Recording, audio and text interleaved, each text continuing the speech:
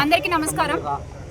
YSR Congress party అధినేత Shri YS Jaganmohan Reddy గారి పిలుపు మేరకు ఈ రోజున అన్నమయ్య జిల్లా మదనపల్లిలో ఎంపీ ముందుగా పెద్దిరెడ్డి మిథున్ రెడ్డి అన్న పిలుపు మేరకు, అలాగే ఇక్కడ సమన్వయకర్తగా ఉన్నటువంటి నిసారన్న పిలుపు మేరకు ఇవాళ వెన్నుపోటు దినంలో పాల్గొనడం జరిగింది. అంటే 1994 ఎన్నికల తర్వాత శ్రీ నారా చంద్రబాబు నాయుడు గారు ఆయన సొంత మామగారు అయినటువంటి నందమూరి తారక రామారావు గారికి వెన్నుపోటు పొడిచారట అని అప్పట్లో మేము విన్నాం. అంటే మా వయసు ఉన్న వాళ్ళం అప్పుడు విన్నాం. అప్పటి నుంచి ఇప్పటి వరకు కూడా, అంటే మొన్న జరిగినటువంటి 2024 ఎన్నికల తర్వాత ప్రజలకి ఆయన పొడిచిన వెన్నుపోటుతో సహా కలిపి ప్రత్యక్షంగా చూస్తున్నాం. చంద్రబాబు నాయుడు గారు అంటే వెన్నుపోటు అంటే చంద్రబాబు నాయుడు గారు 4 సార్లు ముఖ్యమంత్రి అయ్యాను అని గొప్పగా చెప్పుకునేటువంటి చంద్రబాబు నాయుడు గారు ఒక్కసారైనా వెన్నుపోటు లేకుండా పరిపాలన చేశారా అని ప్రశ్నిస్తున్నాం. ఈ రోజున దేని నుంచి మొదలు పెట్టాలి అర్థం కావట్లేదు. అంటే పసికందుల దగ్గర నుంచి రక్షణ కల్పించలేని ఈ కూటమి ప్రభుత్వం ఆడపిల్లలకి పొడిచిన వెన్నుపోటు దగ్గర నుంచి మొదలు పెట్టాలా? అబద్ధపు హామీలతో గద్దెనెక్కినటువంటి కూటమి నాయకుల గురించి మాట్లాడుతూ మొదలు పెట్టాలా? రైతుల కన్నీటి తడి నుంచి మొదలు పెట్టాలా? విద్యార్థులకు వీళ్ళు పొడిచిన వెన్నుపోటు వల్ల ఆ విద్యార్థులు ఉన్నటువంటి ఆ ఆవేశపు వేడి నుంచి మొదలు పెట్టాలా? MDU వాహనాలు రద్దు చేసి కొన్ని లక్షల కుటుంబాలని రోడ్డు మీదకి లాగేసినారు ఈ రోజున. మరి అక్కడి నుంచి మొదలు పెట్టాలా? లేకపోతే DSC అభ్యర్థుల్ని అతి దారుణంగా వెన్నుపోటు పొడిచారు, అక్కడి నుంచి మొదలు పెట్టాలా? ఇలా చెప్పుకుంటూ పోతే దేని నుంచి మొదలు పెట్టాలో తెలియనటువంటి పరిస్థితి. సంవత్సర కాలం పూర్తయింది కూటమి ప్రభుత్వం అధికారంలోకి వచ్చి. కూటమి ప్రభుత్వం ఇచ్చే హామీలకి నేను బాధ్యుణ్ణి అని గొంతెత్తి అరిచినటువంటి PPP గారు, పిఠాపురం పీఠాధిపతి పవన్ కళ్యాణ్ గారు ఈ రోజున ఆయన కూడా మాట్లాడట్లేదు. మరి ఆయన దగ్గర నుంచి మొదలు పెట్టాలా?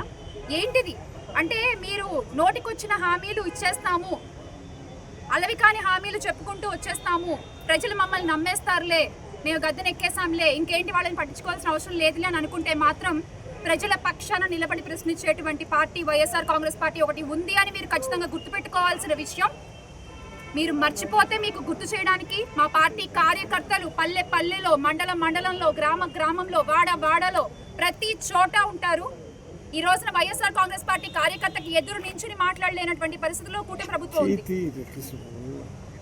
ఈ రోజున 10వ తరగతి విద్యార్థులకు కూడా అంత దారుణంగా మోసం జరిగింది. వాళ్ళని బడికెళ్లే పిల్లల్ని కూడా వెన్నుపోటు పొడిచింది ఈ కూటమి ప్రభుత్వం. ఈ రోజు అసలు అవినీతి గురించి చెప్పుకున్నట్లయితే కోట్ల విలువ చేసే భూమిని 99 పైసలు కట్టబెట్టేస్తున్నారు. ఇలా చెప్పుకుంటూ చాలా ఉన్నాయి. మీకు నేను విత్ ప్రూఫ్స్ మాట్లాడుతున్నాను. ఇగో చూడండి, ఆ పాప వాళ్ళ పత్రికల్లోనే ప్రచురించారు, ఈనాడులోనే ప్రచురించారు. ఈ పాప 10లో ఫెయిల్ అయ్యి సబ్జెక్టుకు పునఃమూల్యాంకనంలో 96 మార్కులు తెచ్చుకుంది. కానీ ఈ పాపకి అప్పటికే IITలో అప్లై చేసుకునేటువంటి టైం అయిపోవడం వల్ల ఇప్పుడు ఆ పాపకి అడ్మిషన్ లేదు. మార్క్సే కనుక కరెక్ట్గా దిద్దుంటే కనుక ఆ పాప భవిష్యత్తు ఈరోజు ప్రశాంతంగా ఉండేదా? ఆ పాపకి నచ్చిన కోర్సు నచ్చిన టైంకి జాయిన్ అయ్యేది మీరు కరెక్ట్గా పేపర్లు దిద్దుంటే. ఈ రోజున పేపర్లు ఇలా తప్పు దిద్దారు కదా అని జగన్మోహన్ రెడ్డి గారు ప్రశ్నిస్తే లోకేష్ గారు చాలా హాస్యాస్పదంగా దానికి రిప్లై పెట్టారు. ఒక విద్యాశాఖ మంత్రిగా ఉండి మీరు ఇవ్వాల్సిన రిప్లై అది కాదు లోకేష్ గారు. ఏదో సామెత చెప్పినట్టుంది, నిజంగానే పనిగల పనివంతుడు పందిరేస్తే తాటాకి తగిలి ఊరిపోయిందంట. అలా ఉంది ఈ రోజున కూటమి ప్రభుత్వం. అలాగే మీరు చూసుకున్నట్లయితే ఆ రోజు ఎన్ని అబద్ధపు ప్రచారాలు చేశారు వాళ్ళు. 14 లక్షల కోట్ల అప్పులు అన్నారు, కానీ వాస్తవం 3.39 లక్షల కోట్లు మాత్రమే. ఇది ఎవరు కడతారు? ప్రజల సొమ్మే కదా. ఆ తర్వాత తిరుమల లడ్డు అంటే దేవుణ్ణి కూడా రాజకీయాల్లో పావుగా వాడుకున్నటువంటి ఈ కూటమి ప్రభుత్వం ఆ దేవుడికి సైతం వెన్నుపోటు పొడుస్తుంది అని ఈ రోజు మేము ఇక్కడి నుంచి చాలా గట్టిగా అడుగుతున్నాము. దానికి ఖచ్చితంగా మీరు సమాధానం చెప్పి తీరాలి. ఆ దేవుడు రాజకీయాలు వద్దు. సుప్రీంకోర్టు కూడా చెప్పారు మీరు ఇలాంటివి చేయడం అలవి కాదు అని. అలాగే సెకీ యూనిట్ విద్యుత్తు ₹2.49 దోచిపెట్టారు అని ఆ రోజున ఆరోపణలు చేశారు. కానీ సెకీ సక్రమే యాక్సిస్ యూనిట్కి ₹440.60 దోచిపెడుతున్న బాబు గారు ఈ రోజున చెప్పండి, మరి ఎవరు అబద్ధాలు చెప్పారు?